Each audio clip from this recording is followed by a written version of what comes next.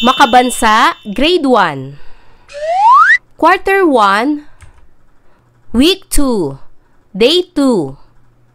Ang paksa ng ating aralin sa araw na ito ay bawat tao ay may iba't ibang pangangailangan, interes at kakayahan.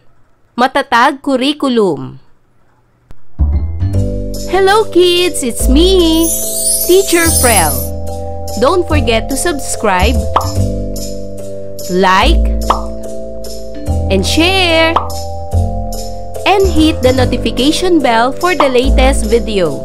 You can also follow my Facebook page, Teacher Frel TV.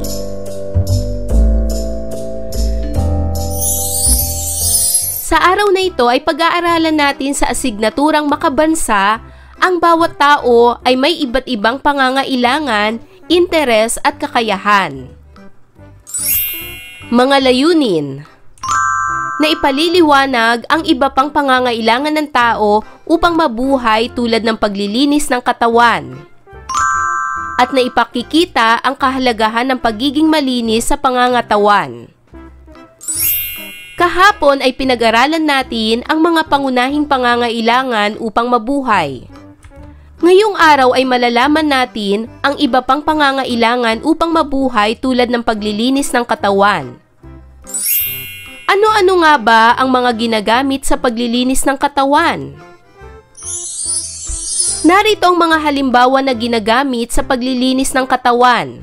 Una ay ang sabon. Ginagamit ang sabon sa paglilinis ng katawan kapag naliligo at sa paghuhugas ng kamay upang matanggal ang dumi at mikrobyo. Pangalawa, nail cutter. Ginagamit ang nail cutter sa pagpuputol ng kuko sa kamay at paa upang manatiling maikli, malinis at maiwasan ang pagkakaroon ng mikrobyo. Pangatlo, suklay. Ginagamit ang suklay sa pag-aayos ng buhok upang ito'y maging maayos at hindi magulo.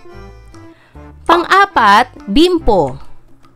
Ang bimpo ay ginagamit sa pamunas ng katawan o mukha, lalo na pagkatapos maligo o kapag pinagpapawisan. Panglima, shampoo. Ginagamit ang shampoo sa paglilinis ng buhok upang matanggal ang dumi, langis at amoy. Pang-anim, alcohol. Ginagamit ang alcohol sa pagdisinfekta ng kamay o sugat. Nakakatulong ito upang patayin ang mikrobyo at maiwasan ang pagkakasakit. Toothbrush. Ginagamit ang toothbrush sa pagsisipilyo ng ngipin upang matanggal ang dumi, pagkain at plaque sa pagitan ng ngipin. Toothpaste. Ang toothpaste ay ipinapahid sa toothbrush. Ito ay may chemical na tumutulong sa paglilinis, pagpapatibay at pagpigil sa pagkasira ng ngipin. Narito naman ang mga dapat gawin upang mapanatiling malinis ang katawan. Una, maligo araw-araw. Pangalawa, magsipilyo ng ngipin ng 3 beses sa isang araw. Pangatlo, maghugas ng kamay bago kumain, pagkatapos gumamit ng palikuran at tuwing madumi ang kamay. Pang-apat, gumamit ng shampoo at sabon kapag naliligo. Panglima, magputol ng kuko gamit ang nail cutter. Pang-anim, gumamit ng suklay araw-araw. Pang-pito, magsuot ng malinis na damit at panloob. Pang-walo, magpalit ng damit kapag pinagpapawisan o marumi. Pang-siyam, gumamit ng bimpo o towel para punasan ang pawis o katawan. At pang-sampu, laging magsuot ng tsinelas upang manatiling malinis ang paa. Mahalaga ang paglilinis ng katawan upang mapangalagaan natin ang ating kalusugan. Gumagamit tayo ng iba't ibang panlinis ng katawan dahil ang mga ito ay nakakatulong na matanggal ang mga mikrobyong kumakapit sa ating katawan. Ang simpleng paghuhugas ng kamay gamit ang sabon at malinis na tubig sa loob ng 20 segundo ay malaking hakbang na para mapanatili ang kalinisan at kalusugan ng lahat. Ang tamang paghuhugas ng kamay ay nakatutulong upang hindi tayo magkasakit at hindi rin tayo makapanghawa ng ibang tao, lalo na sa mga may hina ang resistensya tulad ng bata, matatanda at may sakit. Ang mga mikrobyo tulad ng bakterya at virus ay madaling kumapit sa ating mga kamay mula sa mga bagay na hinahawakan natin. Kapag hindi naguhugas ng kamay, maaari nating maipasa ang mga ito sa ibang tao o sa sarili natin, lalo na kung humawak sa mukha, pagkain o sugat. Kailan ba dapat maghugas ng kamay? Maghugas ng kamay bago at pagkatapos kumain. Maghugas ng kamay pagkatapos gumamit ng banyo. Maghugas din ng kamay pagkatapos umubo, bumahing o humawak sa mukha. Maghugas ng kamay pagkatapos humawak ng basura, alagang hayop o bagay sa labas. At maghugas ng kamay bago at pagkatapos mag-alaga ng mga may sakit. Ngayon ay dumako na tayo sa pagsasanay bilang isa. Lagyan ng check ang larawan na nagpapakita ng wastong pangangalaga sa katawan at X naman kung hindi. Para sa unang larawan, ito ba'y nagpapakita ng pangangalaga sa katawan? Check o X? Magaling! Ito ay check sapagkat siya ay naguhugas ng kamay. Pangalawang bilang, ito ba'y nagpapakita ng pangangalaga sa katawan? Check o X? Tama, ito ay X sapagkat ang kanyang mga damit at paa ay napakarumi. Pangatlong bilang, ito ba'y nagpapakita ng pag-aalaga sa katawan? Check o X? Tama, ito ay X sapagkat ang larawang ito ay nagpapakita ng pagiging tamad at pagtulog na lamang kung saan-saan. Pang-apat na larawan, ito ba'y nagpapakita ng pangangalaga sa katawan? Check o X? Tama, ito ay check sapagkat makikita sa larawan na nagsisipilyo ng ngipin ang bata. Panglimang larawan, ito ba'y nagpapakita ng pangangalaga sa sarili? Check o X?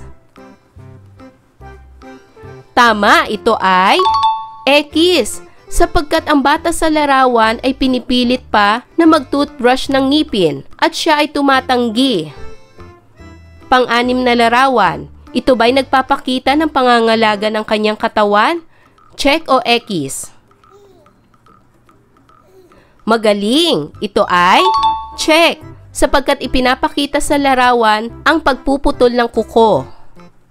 Pang-pitong larawan, ito ba'y nagpapakita ng pangangalaga sa sarili? Check o X? Tama, ito ay X sapagkat hindi siya gumagamit ng bimpo upang punasan ang kanyang pawis. At pangwalo, ito ba'y nagpapakita ng pangangalaga sa katawan? Check o X? Tama, ito ay check sapagkat ang bata sa larawan ay naliligo. Para naman sa pagsasanay bilang dalawa, alamin kung ano ang isinasaad ng bawat pangungusap. Piliin ang titik ng tamang sagot. Unang bilang, ginagamit ito upang maging maayos ang iyong buhok.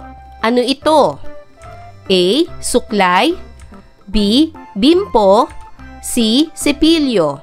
Anong tamang sagot? Magaling! Ang tamang sagot ay letter A, suklay. Pangalawang bilang, ginagamit ito upang laging malinis ang kuko at manatiling maiksi. Ano ito? A, sabon. B, nail cutter. C, gunting. Magaling! Ang tamang sagot ay letter B, nail cutter. Pangatlo, ito ay ginagamit pang disinfekta ng kamay o sugat upang patayin ang mikrobyo. Ano ito? A. Shampoo. B. Sabon. C. Alcohol. Magaling! Ang tamang sagot ay letter C. Alcohol. Pang-apat, ginagamit sa paglilinis ng kamay at paliligo. upang matanggal ang dumi at mikrobyo? A. Toothpaste. B. Shampoo. C. Sabon. Ano ang tamang sagot? Magaling! Ang tamang sagot ay letter C. Sabon. Panglima, ginagamit ito sa paglilinis ng ngipin upang matanggal ang dumi at pagkain. A. Sipilyo. B. Suklay. C. Bimpo.